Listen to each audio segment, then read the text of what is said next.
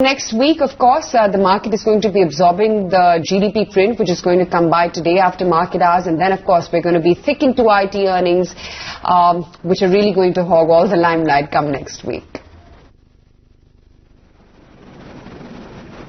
All right, let's take a quick look at how Wall Street has opened. Wall Street is heading for a tepid to negative week for the first week of 2022. Currently, markets in flat to negative territory. The Dow Jones down about 75 points, less than 1/4%. The Nasdaq slightly up in the green, while the S&P 500 just about 3 points down, so trading in the flat to negative territory. What is dampening spirits, among other things, is jobs data, which has come in at a little more pessimistic note than was expected earlier. And another important data point that came in today in the Indian context was advance estimates for Q3. This is a crucial number because it tells us and gives us a basis for how the budget will be formed, and it is a key data point before the finance minister prepares her budget. So India's GDP may grow at 9.2% in FY22, according to the data put out by MUSPI today. This is slightly lower than what the RBI had predicted in its December policy announcements at 9.5%. Taking us through the fine print of the announcements today and what they imply is Maithili Bhusramath, consulting editor, ET Now. We got the advance estimates of GDP for this particular year, that is 21-22, this evening, and it shows it's fairly good news as far as the government is concerned, because it shows a nominal growth of 17.6% in GDP. Remember, government at the time of the last budget had estimated a nominal growth of only 14.4%.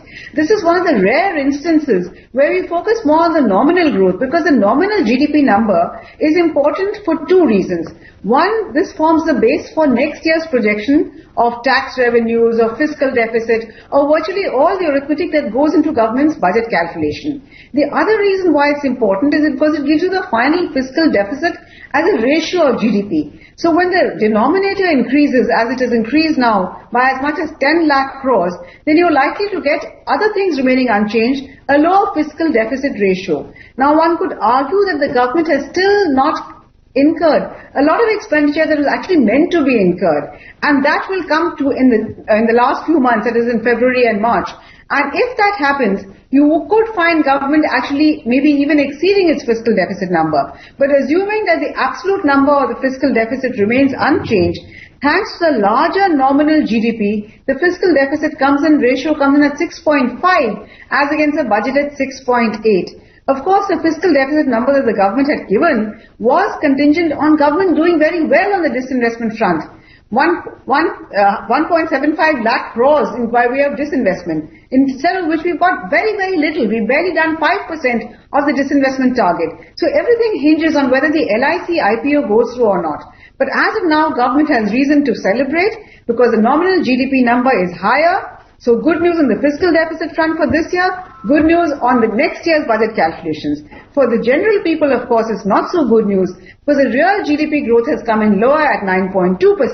That means inflation was much higher, close to 8%. So it cannot be win-win for everybody. This is a case of win-win for the government and not so win-win, perhaps a little bit of lose-lose as far as the common people of the country are concerned.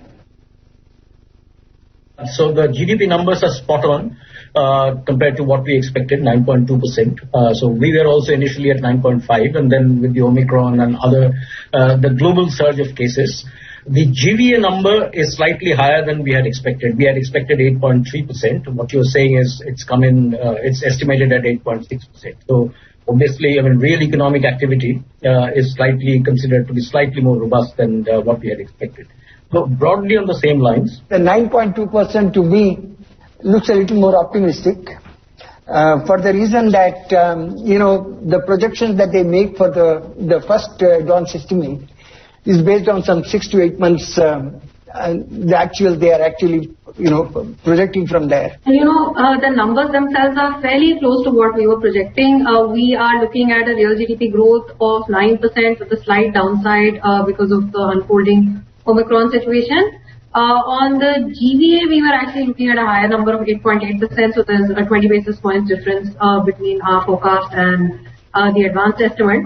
And for nominal GDP, we were looking at 17.5%, so very much in line with what the NSO has put out. And we are preparing for results season. Q2 numbers are expected